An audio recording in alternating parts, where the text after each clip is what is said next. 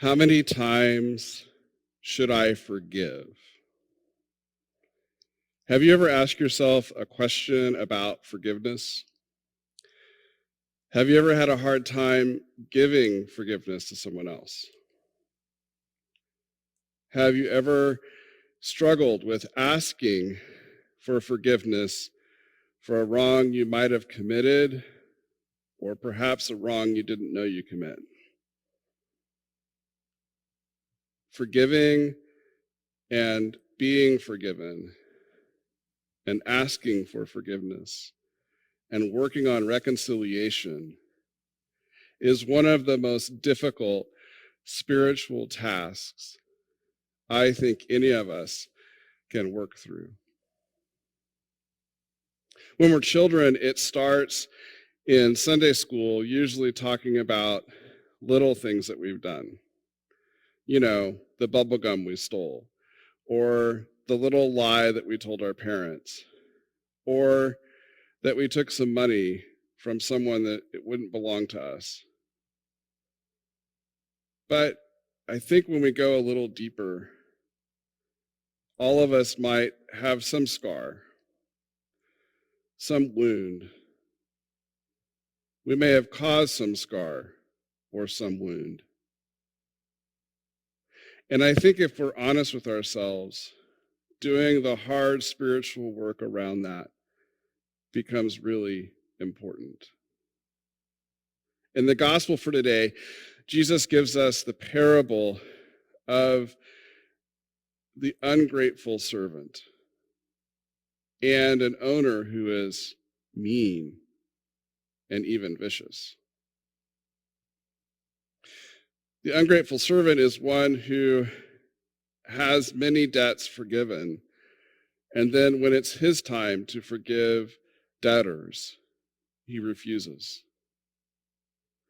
When I was a child or a youth, I would read this and I thought that the owner was harsh, kicking him out, not working with him, not doing this. But then the more I've thought about it, the more I've come to the realization how easy it is to be that very person who, even though we've been forgiven, even though we've been given grace upon grace, that we can be cruel and be unwielding with others.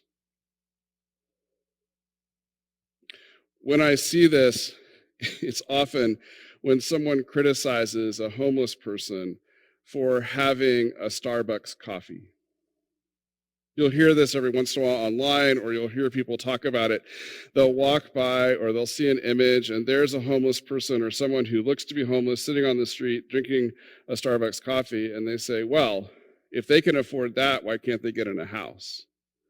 Or I'm not going to give any money to support them because, look, they're drinking Starbucks coffee. It's a judgment, right?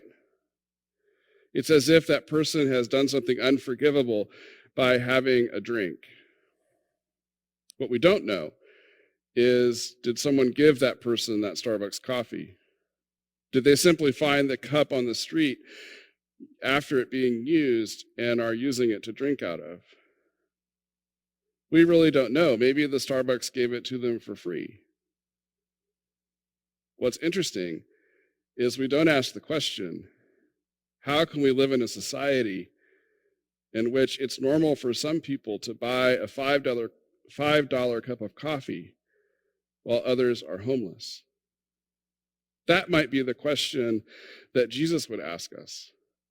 That might be the question that we find in this gospel, how it's answered when there is an abundance of grace around us and we're unwilling to forgive someone for something so small. How many times should I forgive? Jesus' answer is not 7 times, but 7 times 70. To me, that's an insurmountable task. It pushes us in ways that maybe we don't feel comfortable. I want to challenge you in this time of difficult division to think about forgiveness and to think about reconciliation. If you were in the sanctuary, I'd ask you to raise your hands if there's someone that you're not talking to because they have a different political view.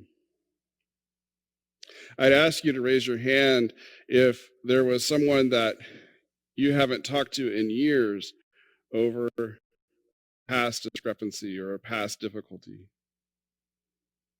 This isn't to gloss over the issues of justice. This isn't to gloss over the difficulties that our society is in, but it's to ask the question, when we're on the other side of the pandemic, when we're on the other side of everything else,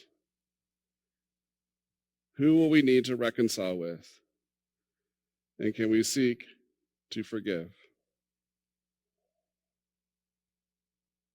You know, all of us on this journey are struggling. We struggle with knowing the right things to do. We struggle with our fears. We struggle with our understandings. Having compassion and having empathy is what Jesus is talking about in this gospel. We can't have the luxury of having God's grace in our life without also offering that grace to others around us. This never means that we become someone who gets walked over. This doesn't mean that we don't deny truth. This doesn't mean that we don't challenge the system or work for change. But what it means is we see our fellow strugglers in the humanness and as co-children of God.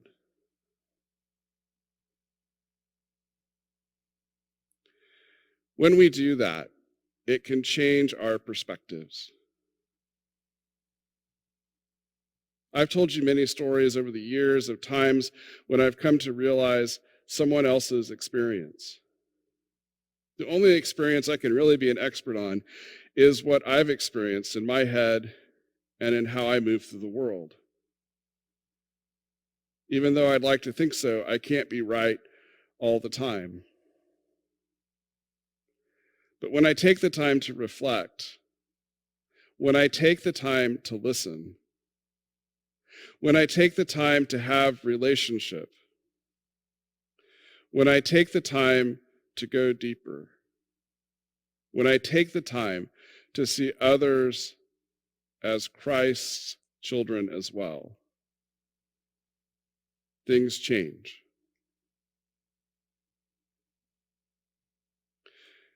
So, what are you going to do? Maybe you need to forgive someone. Maybe you need to ask for forgiveness. I would ask that you would take this 7 times 70, this being willing to forgive that much as a spiritual task for the time being. To pray about this and to find one person to seek that reconciliation with, but to do it in a genuine way. It has to start with understanding, with empathy and compassion. We're all afraid. We're all nervous. We're all scared. Many of us are angry. We're frustrated. We're depressed.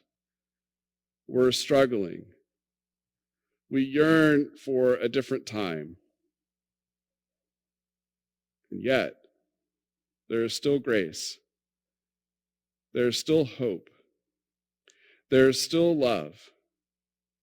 There is still growth. Can we be in that space of empathy and compassion with our fellow travelers? And are we willing to forgive and to seek forgiveness? It's in that work that the world is changed. Amen.